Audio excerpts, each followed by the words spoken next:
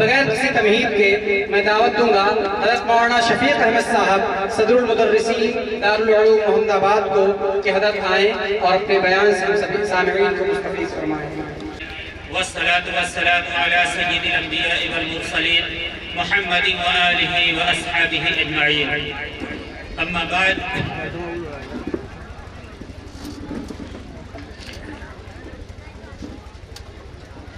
اقرأ وربك الأكرم الذي علم الإنسان ما لم يعلم. صدق الله مولانا العظيم. اسٹیج پر موجود استاد محترم اور معزز علماء کرام اور اس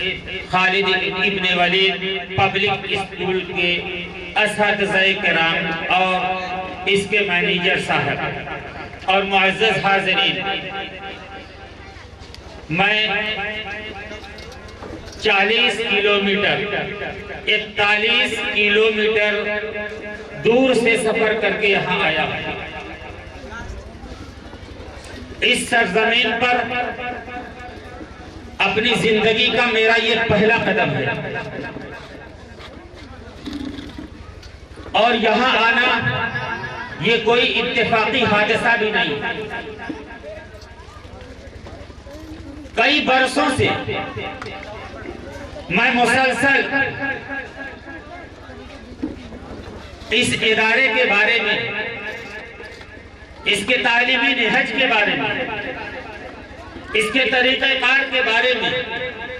میں برابر لوگوں کی زبانی کچھ باتیں سنتا رہا۔ میرے دل میں بھی ایک شوق پیدا ہوا کہ چل کر اس ادارے کو اپنی آنکھوں سے دیکھیں، کام کرنے کے طریقے کو اپنی آنکھوں سے دیکھیں۔ یہاں آ کر کے جو کچھ میں نے اپنی نگاہوں سے دیکھا، بچوں کی جو تعلیمی کارکردگی ہے یا اس پروگرام کے پیش کرنے کا جو انداز میں نے دیکھا، اس کو دیکھ کر میں بلا شبہ یہ کہنے پر مجبور ہوں کہ جیسا میں نے محمد آباد میں سنا تھا اس سے کہیں بہتر میں نے اس ادارے کو پایا۔ اس ادارے کے اندر وہ کون سی ایسی چیز ہے جس نے خاص طور سے مجھے اپنی طرف متوجہ کیا؟ میں وہ بات بتانا چاہتا ہوں آپ کو، ہو سکتا ہے کہ آپ لوگ بھی اسے محسوس کریں۔ اور جب استاد محترم نے یہ کہا کہ تمہیں اس ادارے کے بارے میں تم نے کیا دیکھا، اپنے تاثرات کو مختصر لفظوں میں تمہیں پیش کرنا ہے، تو میں اسی ادھیڑ بن میں تھا کہ میں کن لفظوں میں اپنے تاثرات کو پیش کروں۔ اچانک دل خیر آبادی اپنی بہترین آواز میں کلام پیش کر رہے تھے، آپ کو بڑا اچھا لگ رہا تھا، آپ ان کے کلام کے سحر میں گرفتار تھے۔ اس پنڈال میں بھی اور خواتین کو بھی بہت اچھا لگ رہا تھا، پورا مجمع سکون سے سن رہا تھا کہ اچانک لائٹ چلی گئی، مائک بند ہو گیا، اسکرین آف ہو گئی، ساری چیزیں اپنی جگہ موجود، مائک بھی اپنی جگہ موجود، شاعر بھی اپنی جگہ موجود، لیکن مائک نے کام کرنا بند کر دیا، اسکرین نے کام کرنا بند کر دیا، ساری چیزیں موقوف ہو گئیں، شاعر بھی خاموش ہو گیا اور آپ بھی منتظر ہو گئے کہ جلد از جلد اس پروگرام کو چالو کیا جائے۔ یہیں سے مجھے اپنی بات کہنے کے لیے ایک تمہید ملی اور ایک عنوان ملا کہ اللہ تبارک و تعالیٰ نے اس کائنات کو بنایا ہے، اللہ تبارک و تعالیٰ نے اس کائنات کو بنایا ہے اور انسان کو علم کا خزانہ عطا فرمایا، اور انسان نے اس علم کی بدولت اور اللہ کی دی ہوئی صلاحیت کی بدولت آج انسان فضاؤں میں پرواز کر رہا ہے، فضاؤں میں پرواز کر رہا ہے۔ محمد آباد کوہنا سے آج کے محمد پور تک کا 41 کلومیٹر کا سفر اگر کسی زمانے میں کیا جاتا تھا تو 1.5 دن لگتے تھے، 1.5 दिन लगते थे,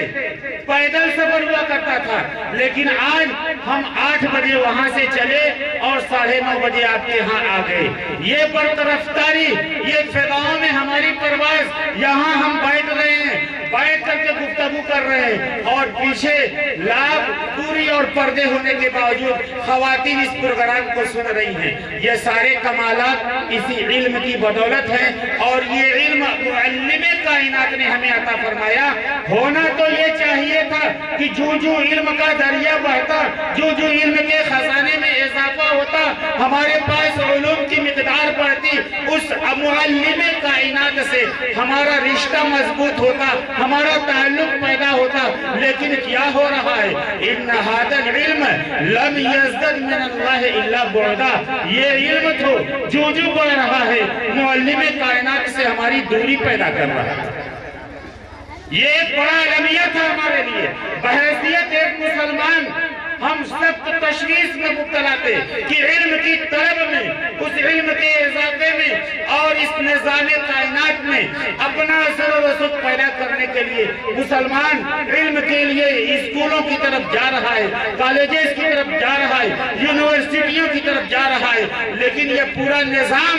ऐसे मुल्हिदों के हाथ में है कि ये इल्म उसे मुअल्लिमे कायनात से जोड़ने के बजाय मुअल्लिमे कायनात से दूर कर रहा है और हम इसी तशवीश में मुब्तला थे। लेकिन यहां आकर के जब मैंने देखा कि इल्म से रिश्ता जो जुड़ रहा है, मुअल्लिमे कायनात से भी रिश्ता जोड़ने की कोशिश की जा रही है, इसी एक चीज ने मुझे अपनी जानिब मुतवज्जे किया कि मुअल्लिमे कायनात से हमारा रिश्ता जुड़ रहा है। यहाँ आकर के आपका बच्चा मुल्हिद नहीं होगा, दहरिया नहीं होगा, यहाँ आकर के वो असबाब के शहर में गिरफ्तार नहीं होगा, यहाँ आकर के वो जब चमकती हुई स्क्रीनों को देखेगा, उस पर बात करते हुए देखेगा, यहाँ आकर के जब इस मोबाइल से लाखों हजारों किलोमीटर दूर अपने वालिदैन को अपनी निगाहों के सामने मुजस्सम देखेगा, वीडियो कॉलिंग करेगा, तो वो पढ़ेगा सुब्हानल्लज़ी खलक़ हाज़ा, अल्लाह की जात पाक है जिसने इसे पैदा किया, सुब्हानल्लज़ी सख्खर लना हाज़ा, अल्लाह की जात पाक है जिसने हमारे लिए इसे मुसख्खर किया। अगर अल्लाह इससे मुसख्खर न करता तो हम इस पर कादिर न थे कि इससे हम इस्तिफादा कर सकते थे। अल्लाह से ताल्लुक जोड़ने का काम ये इदारा कर रहा है और यही सिफत यहाँ से 41 किलोमीटर दूर मोहम्मदाबाद में इस इदारे के मुतालिक मैंने सुनी थी। ये तो आपकी खुशकिस्मती है कि आपके इस इलाके में ऐसी मुअस्सिर और ऐसी बेदार, ऐसी दानिशमंद शख्सियत ने जन्म लिया जिसके ज़हन दिमाग में ये बात आई कि हम अपने बच्चों को उन मुल्हिदों के चंगुल में गिरफ्तार होने से बचाने के लिए, अपने बच्चे को फिस्क और इल्हाद के रास्ते से बचाने के लिए एक ऐसे इदारे को हम खोलें जहां जैसे बच्चा पैदा होता है तो माँ उसे इब्तिदाई के अंदर उसे घुट्टी पिलाती है ताकि बच्चे के अंदर ये घुट्टी रोगों से लड़ने की सलाहियत पैदा करे, इसकी बुनियाद को मजबूत बनाए। ऐसे ही ये इदारा एक घुट्टी के मानिंद है जो इन बच्चों के अंदर इस्लाम की, ईमान की और दीन की घुट्टी पिला रहा है। ऐसे में इस इदारे के जिम्मेदारों के दिलों में ये तशवीश पैदा हो कि बच्चों की तादाद बढ़ रही है, हम इस तालीमी निज़ाम को फैलाना चाह रहे हैं और हमारे पास इसके लिए मुनासिब कमरे नहीं। अगर बिहार के किसी इलाके में, बलिया के किसी इलाके में